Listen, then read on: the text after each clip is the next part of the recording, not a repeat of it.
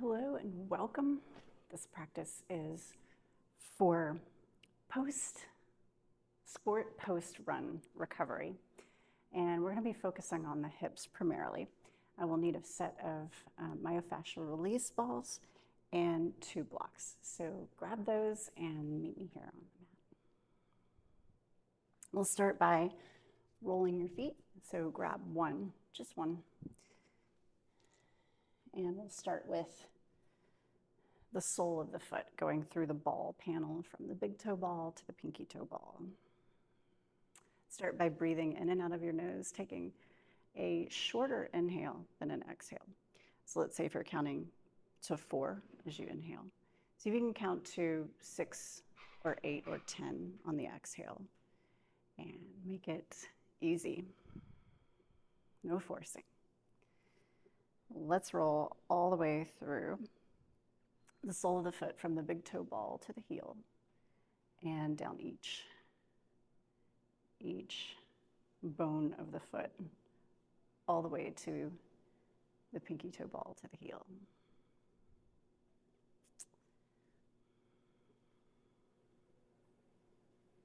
One of my favorites is the plantar fascia stretch. So take the big 2 toes to the up against the ball, the rest of the foot flat. Step forward and do that 3 times.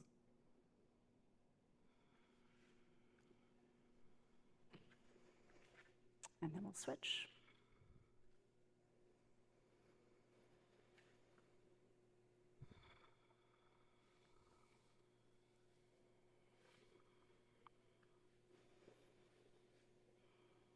If there's an area of your foot that feels a little more inclined to need a little more rolling, always take that moment for that little area.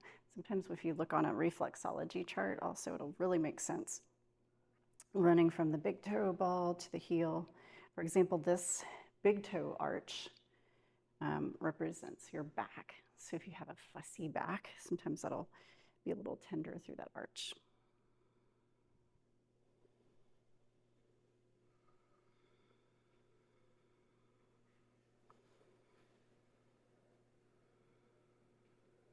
All right, let's do 3 plantar fascia stretches with your toes up against. Breathing nice and slow. Notice if you're looking down the whole time, or if you have a little extra space to look forward, knowing where your feet are, knowing where the floor is. And then release. All right, now for the good part. Let's hit the floor. And we'll start with a really, really gentle seated posture, Paschimottanasana, with blocks.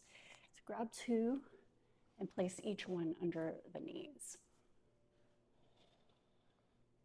Have a seat with me. Lift your chest, take a big breath in.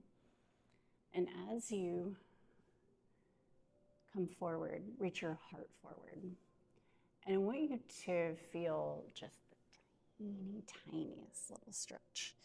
So if you feel like maybe 10 to 20%, that's what we want right here. And just breathe. If your ribs hit your thighs, then you're welcome to relax your head forward. If your ribs don't hit your thighs, place your elbows right above your knees. And take some smooth breath. Focusing on breathing in for maybe 4, exhaling for maybe a count of 8, something like that. What is your natural breath pattern when you slow?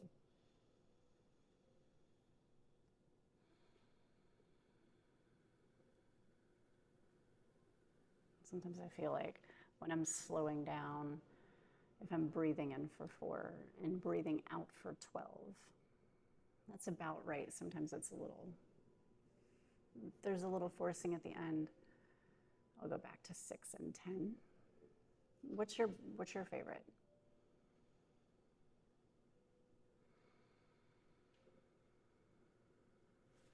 if your hamstrings are really open and you don't have any stretch in your hamstrings, pull your thighs into your hip sockets and come forward. That pulling the thigh in toward the hip socket will prevent you from overstretching in the ligaments. So when people talk about something like a hamstring tear, it's much safer.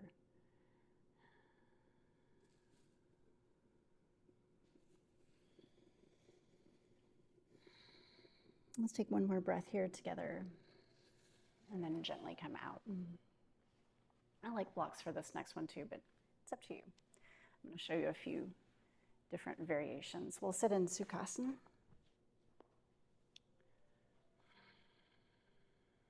Just an easy crisscross, whatever works for you the best. Now, notice your knees. If your knees feel tight, we're going to do a little knee stretch first. So take your forearm in the pit of the knee, squeeze down really tight. Let's do this a few times, squeeze. The squeeze is the most important part. We're getting joint fluid moving through here. We're getting space in the joint. And keep breathing. Just feeling a little gentleness and ease in your body now. Recovery is just as important as warming up, if not more important. So thank yourself for being here and going through this recovery practice. A couple more here, a couple more squeezes on this second side.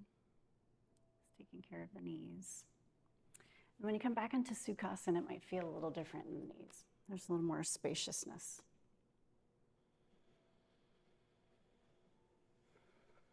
From here, keep your chest lifted.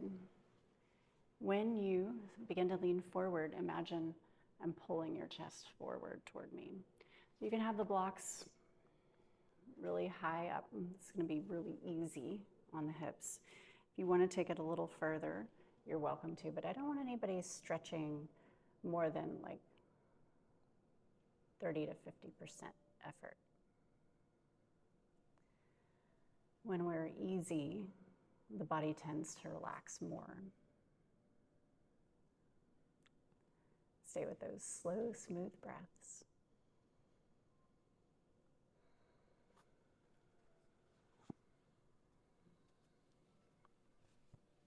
If your body feels like it's opening really nicely, you might play with some different variations of this. I'm going to go through all the different variations with the blocks here. You can either hold the position or gently shift right and left.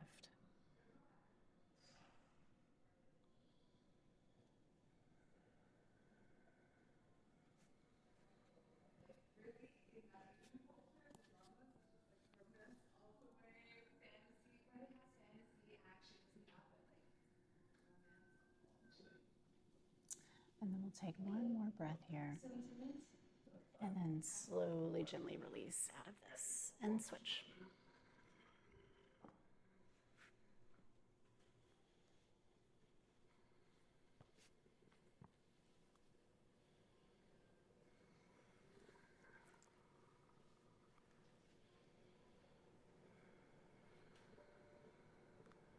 The second side might feel more awkward.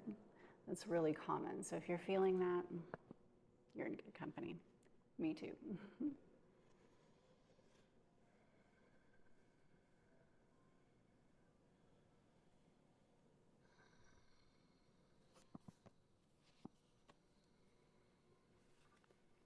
Just remember, it's not about how far you get, but just that you are here, taking care and feeling ease in your body. Let's take one more breath on this side.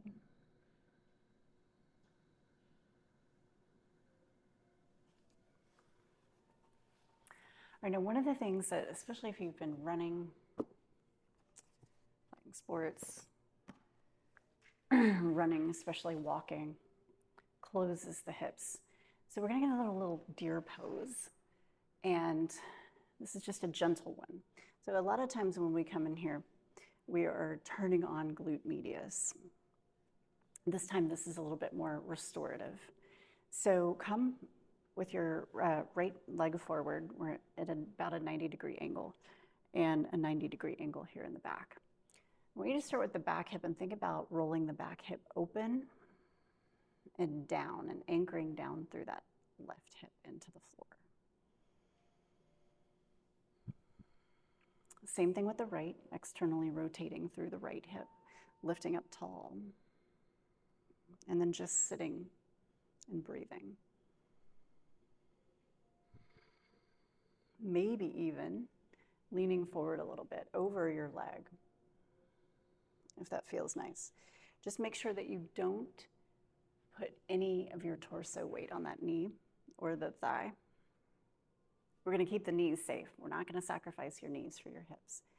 So whatever position feels really good for you and restorative, keep rolling this hip back and down, and this hip open for external rotation. Just a little pressure, just a tiny, teeny little bit of pressure pushing down here helps keep that hip rolling open.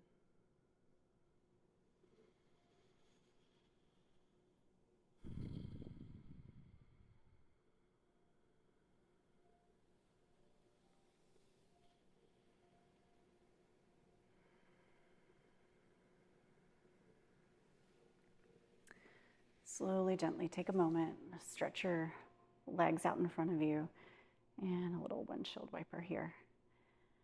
Taking a nice deep breath.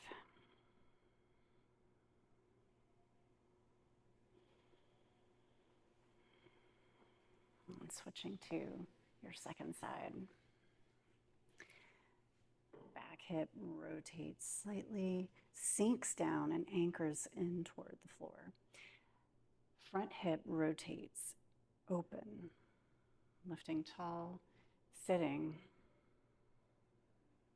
And you can certainly just hang out here and breathe. Keep that external rotation in both hips. And then if you want a little extra, you're welcome to lean forward a little bit. Again, not a big stretch for after your sports, just a small one.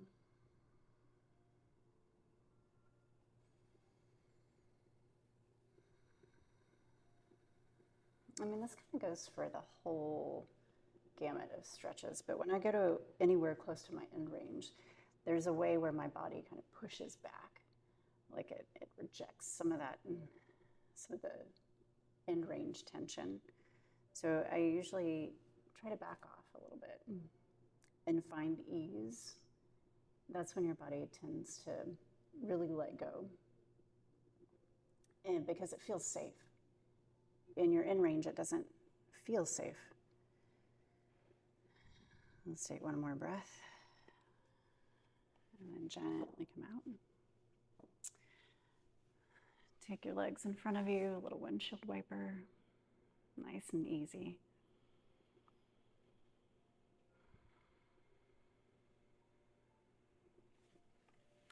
Let's go into a little deer pose twist. So if you're on a mat like me, this time instead of taking the front edge of your leg toward the short edge, take it here at the long edge. Little external rotation here as well. We're going to go into a deer pose twist. Place your hands on the floor and press the floor gently away from you, lengthening through the spine, lifting the chest up. Let your shoulder blades absorb down the back. Just let them drop. And then walk your elbows forward if that feels good. And hang out on your elbows for a little bit.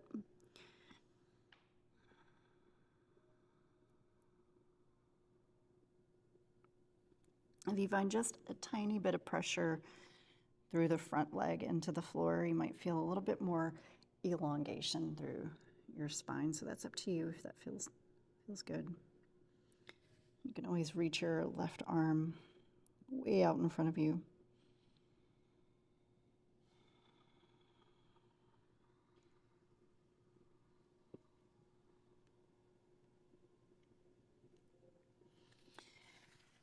Slowly, gently walk your hands in towards your hips, and let's go to your second side. All right, the length of your thigh along the, instead of the side line, the front line. Walk your hands around. Place your palms down. Press a little bit into the floor. Feel your spine elongate. We're still taking those lengthy breaths.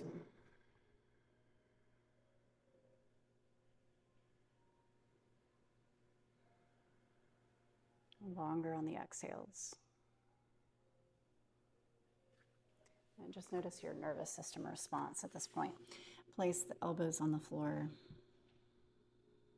If that feels good.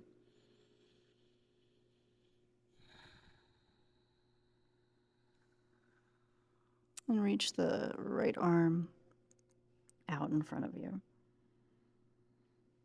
Nice, long, smooth breaths.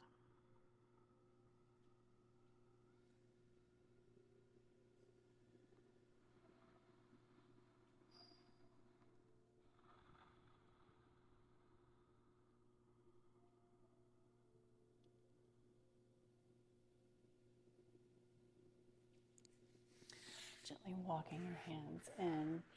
Grab a block and we're going to do this nice little spinal release. So it's a medium height.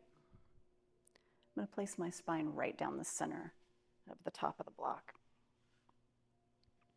Catch your head in your hands, squeeze your elbows gently together, and put your feet flat on the floor so that your hips barely lift up.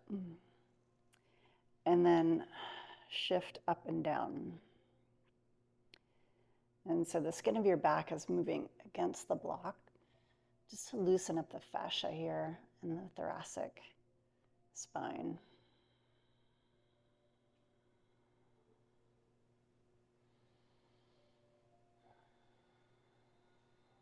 And we're about to take a little shavasana.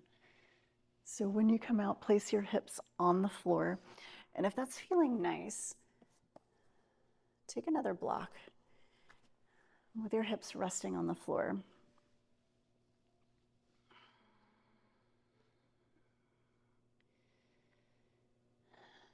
I'm even here.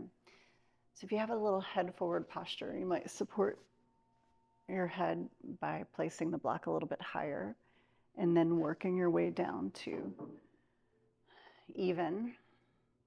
Or if you feel like, I want a little bit more back bend, you're welcome to take the block at its lowest level. Cactus arms or palms up, arms out. Just feel your body resting.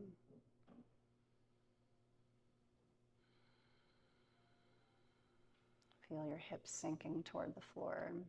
If you want to make any adjustments, actually I want to take my block a little bit more toward the floor just because it makes my back feel a little easier after that initial back bend.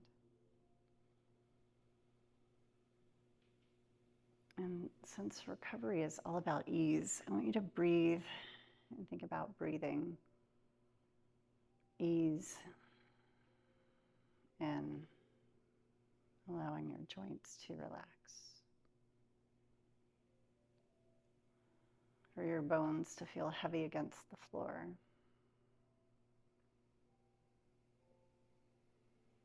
And for your belly to soften.